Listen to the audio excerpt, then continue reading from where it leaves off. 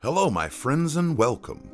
I stumbled upon yet another interview with Miyazaki. This is at the end of the development cycle for Elden Ring, and sheds a little light on how FromSoft works as a team.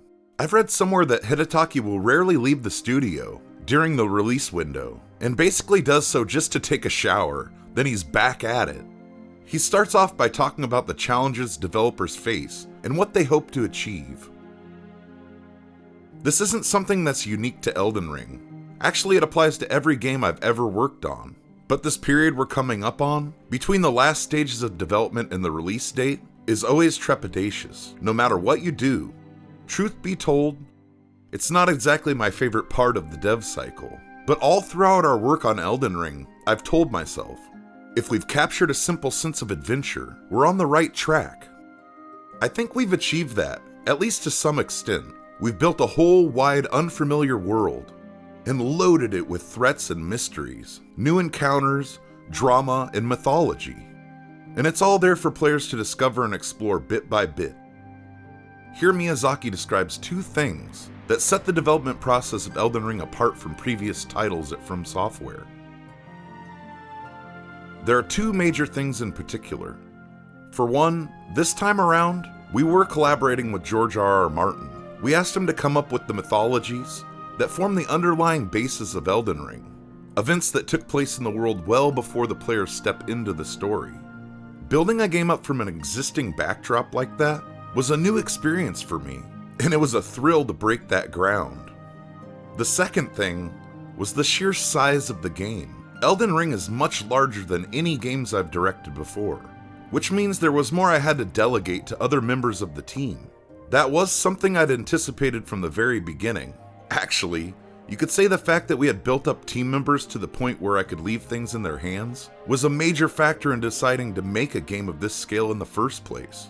And of course, they met my expectations. Good help is hard to find. It sounds like Miyazaki has helped assemble a very good team at FromSoft. Here he talks about trust being more crucial overall than sheer number of developers. The size of my team and length of the development process both hit new highs for FromSoft with Elden Ring. But the important thing isn't that we had more people to toss at the project. It's that we built a team that we could trust to get it done. Having team members that can not only get tasks done, but also bring new fresh ideas to the table is important in a game studio. Here he talks about inspirations and ideas his team brings to Elden Ring. Tons and tons of things, of course. The visual design of the Erdtree itself is one, for example. That's the real appeal of working together to make something as a team. It's one of my biggest joys as a game creator. Fundamentally, it wasn't actually that different from how I've directed games before. It all begins upstream, with broad concepts and designs, establishing all the separate parts that define the game's overall direction, like artwork, level design, animations, and text. I tried to stay involved in those elements as directly as I could, but let's take level design for example. Once a certain area's design is established to some extent, it's time to hand more of it over to another team member. There was a lot to be done this time around, since Elden Ring's map is so huge. As technology is constantly upgrading and evolving, developers are always trying to apply tech to the process, to streamline some of the more tedious tasks involved. Miyazaki talks about automation, and what role it plays in the making of Elden Ring. We'd been continuously testing some automation since before work ever began on Elden Ring, but this time around, we automated everything we could to make sure that our team had plenty of time to make the game more fun to play too. Some asset construction and placement, AI base creation, and even a bit of the debugging was all automated. Naturally, a lot of this stuff you'd want to adjust by hand in the end, so we still did that as well. To look at it from another side of development, we also honed our abilities to collect playtest data, and put it to work in our adjustments and improvements. It was important to us that our fixes weren't just based on hunches, but actual data, especially as the dev team grew larger and I had to delegate more and more things. That became a must.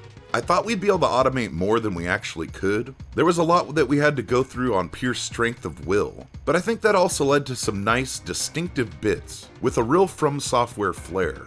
So I'd say all the hard work paid off. In a game as large and open as Elden Ring, exploration and discovery are laid out for the player to enjoy. Hidetaka believes adventure to be the core experience rather than just simply exploring the lands between. Here's what he had to say. In this case, I'd say that sense of adventure that I mentioned earlier is closer to what we're after than exploration per se. Don't get me wrong, there's still exploration, but not so much in the sense of searching through every nook and cranny of the dungeons in the game. It's something on a much wider scale than that. Freedom is something of a key phrase for Elden Ring.